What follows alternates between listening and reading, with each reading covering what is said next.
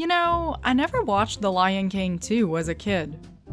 Well, to be fair, I didn't watch The Lion King 1 either, but I feel like the Disney sequels you grew up watching are even more random than what original Disney movies were a part of your life. I had The Little Mermaid 2 on VHS because I loved The Little Mermaid 1, and I remember renting Mulan 2 just because I loved Mulan 1.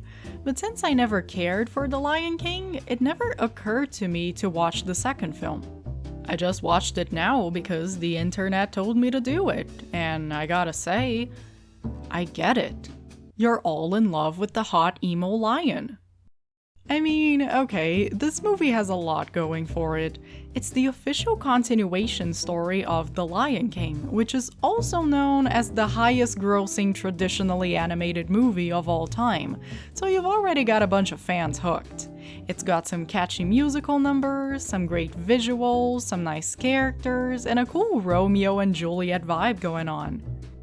But most importantly, this movie has Kovu.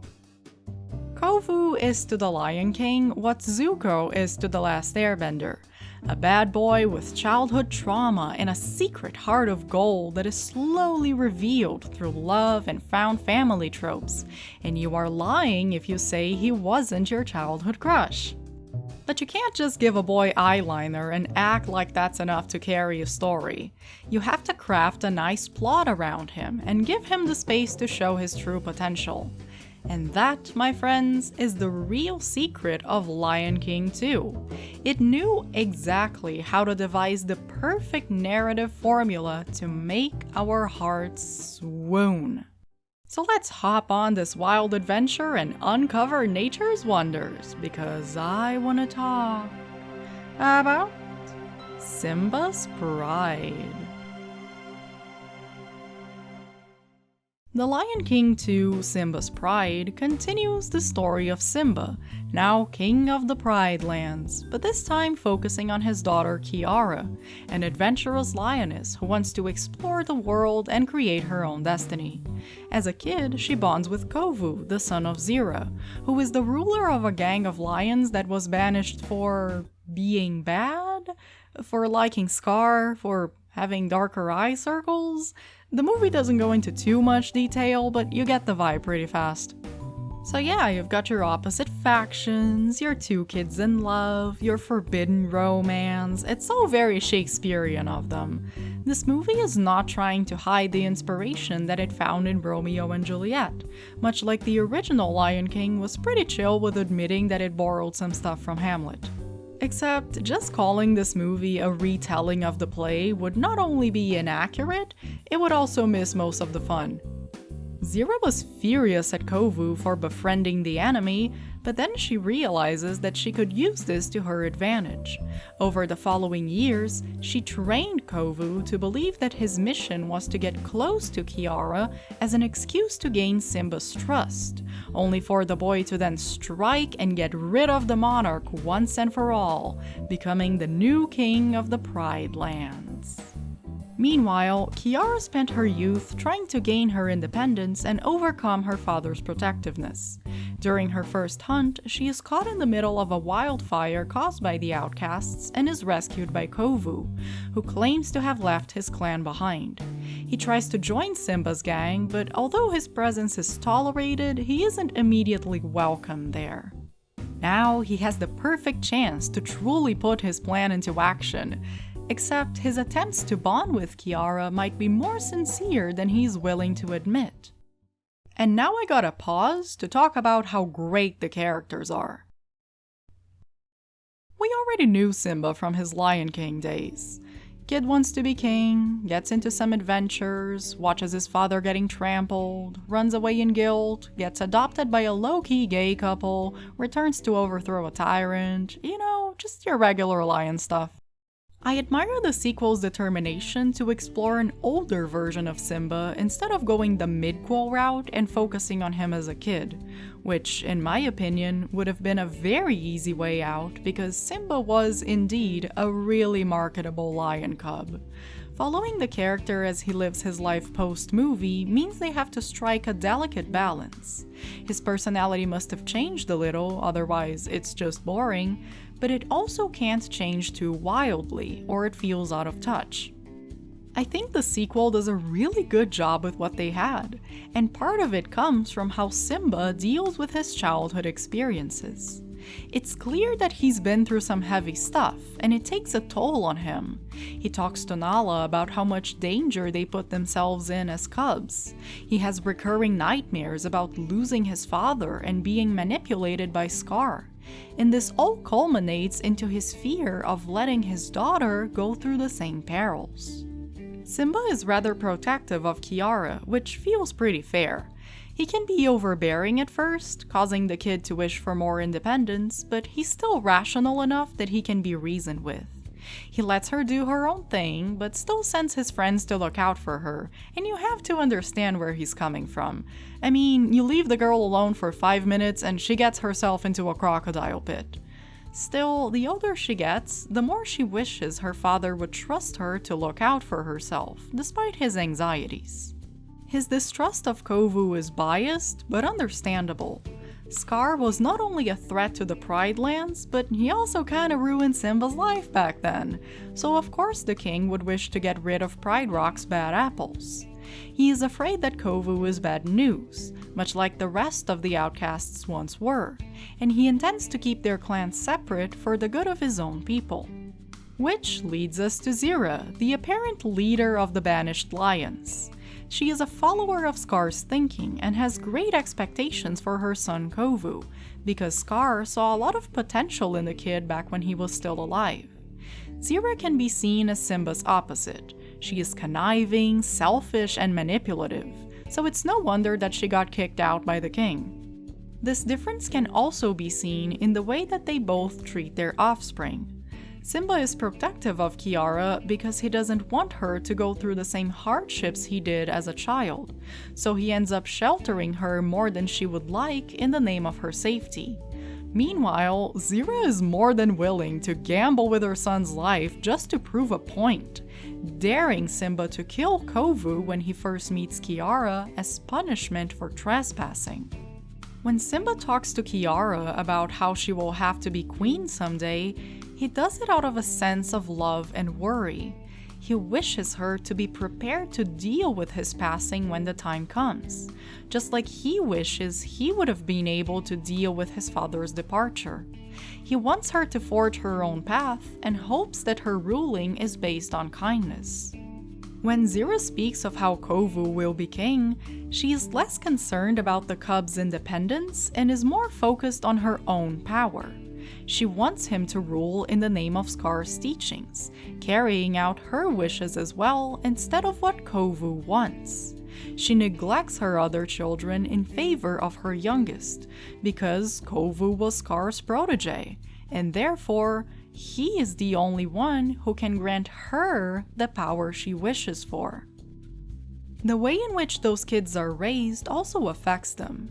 Kiara wants to break free of her dad's control, but she still respects him and knows that he is only looking out for her. She's been somewhat sheltered throughout her life, and what she lacks for in hunting skills, she makes up for by enjoying the thrills that life has to offer. While Kovu, sweet, beautiful Kovu, can't bring himself to trust anyone because he's never known true unconditional love. Praise and respect came to him not from a place of caring, but from his showing of service. He was allowed to exist as long as he did what he was told. He grew up hearing a distorted version of history and living under the shadow of a tyrant he barely knew, having to carry out a plan that he has never believed in. The best part about watching Kovu and Kiara grow closer is seeing what each can add to the other's life. Kovu finds the love he has never received, and Kiara learns of the adversities that come from living out of the Pride Lands. With each passing day, they grow more and more convinced of their newfound beliefs. Kovu wants to be loved and respected, and Kiara wants everyone to find the peace she has known since she was a child. As Simba finds it in his heart to accept Kovu into the family, he tells the young lion about Scar's betrayal, and Kovu admits that he had never heard that part of the story before. At this point, he has gone through a full change of heart and has truly rejected the mission that was assigned to him. He never wanted to be king and doesn't see a point in carrying out Zera's plan. The outcasts are not so happy about the news and they attempt to kill Simba themselves. The lion escapes, but one of Zera's sons is killed in the process. Simba banishes Kovu for good and the two prides declare war. Kiara calls Simba out for his need to be like Mufasa and runs away to find Kovu. Once they are reunited, she recalled the words that her father used to say to her about how we are one, and she comes to the realization that there is no point in keeping the prides separate, for they are all part of the same system. Another strong point of the movie is how one deals with the way of the past. Simba has his childhood trauma, but also the memories of his father, a ruler he greatly admired. He wants to be a good king for the sake of his people, but also because he doesn't want to let Mufasa down. Zera, on the other hand, still has her gripes over being banished, but she also lives by the teachings and wishes of Scar, letting revenge and tyranny guide her plans for the future. Simba banished the members of the outcast pride in an attempt not to let the past repeat itself. If Scar was Pride Rock's downfall, he wanted to cast away all of those who still sided with him. Still, that didn't bring him any peace, and he couldn't see that the banished lions needed his help. Zera was so obsessed with Scar that she tried to turn her son into everything Scar once was, and it ruined not only Kovu's well-being, but that of her other children as well. Vitani became a violent, brainwashed minion, and Nuka was so desperate for attention that he died for it. Because of Zera's actions, Kovu ended up inheriting a great part of her issues with the past, and it brought him severe personal distress. If Scar supposedly chose Kovu as his successor, it means Kovu must be like Scar in some way, and you can see he both yearns for and dreads this possibility. Kovu grew up with the notion that Scar was a great lion, and that his followers were unjustly banished from Pride Rock. However, everything about his environment, from the harshness of the land to the fury of his mother, brings him the feeling that something must be wrong. He had to get used to it for his own survival, but the time he spends with Kiara shows him that life doesn't have to be that way. Therefore, being like Scar and growing up to be what Scar once was, stood as a destiny he could not escape from, and the only way for him to make it as an outcast. But it didn't represent who he wanted to be. Even when he was away from his clan and learning to respect his true nature, he still wondered if he would ever be able to overcome this latent impression that he was destined to be a tyrant. Maybe there's a darkness in me too. Even after he seems to have fully rejected his past, this legacy still comes back to haunt him. He is told that his brother Nuka died because of his actions, much like Scar killed Mufasa, and he is wounded in his left eye. And, dear Lord, the tragicness of finally escaping a terrible situation only for it to hunt you down in your greatest moment of need, the sheer intensity of being raised with the mission to betray someone's trust, only to find yourself unable to obey those commands because you have fallen in love with your target? I get it. I get it. Once again, the difference in parenting becomes clear.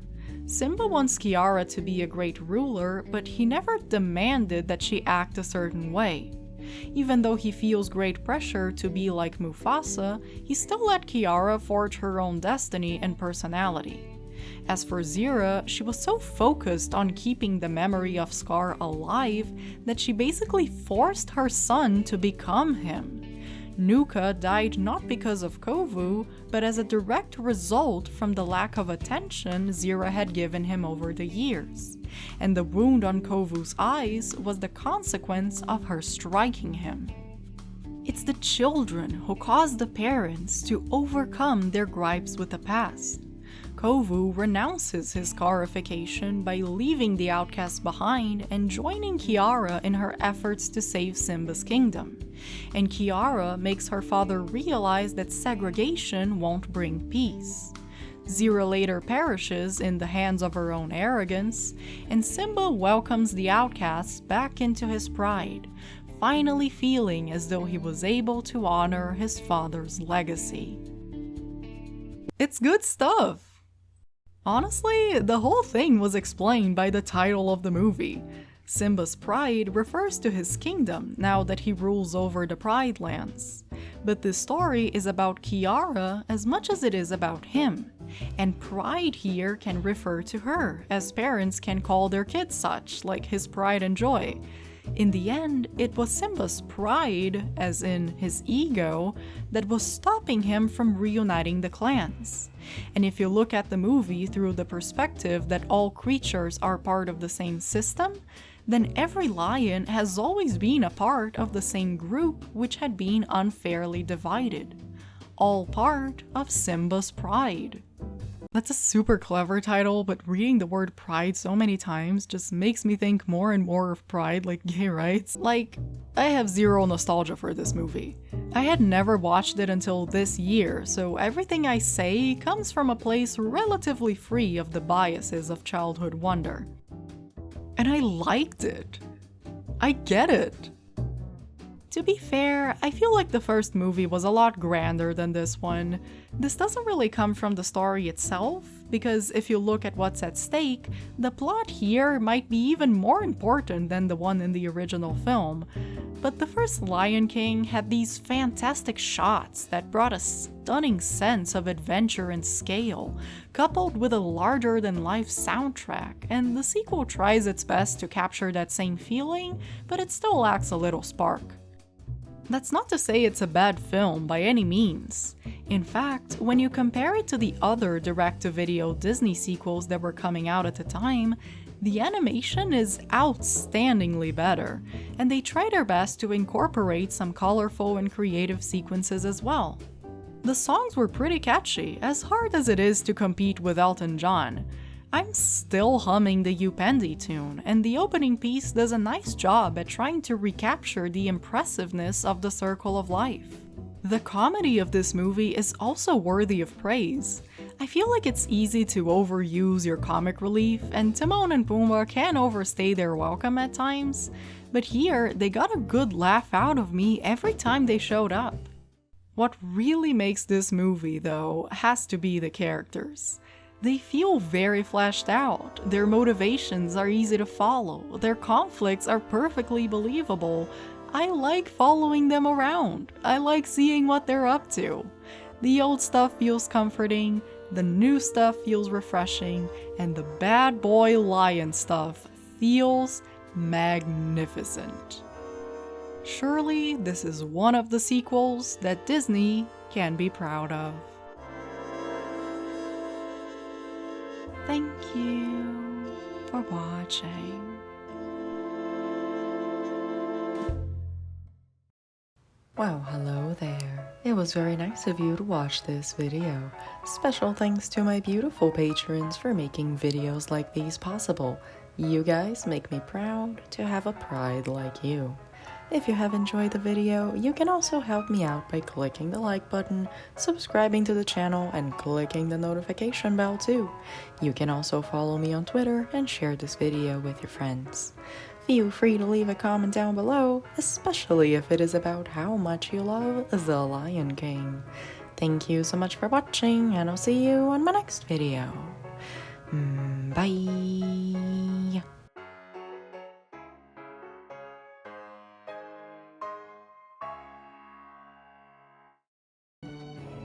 Yes, sunshine.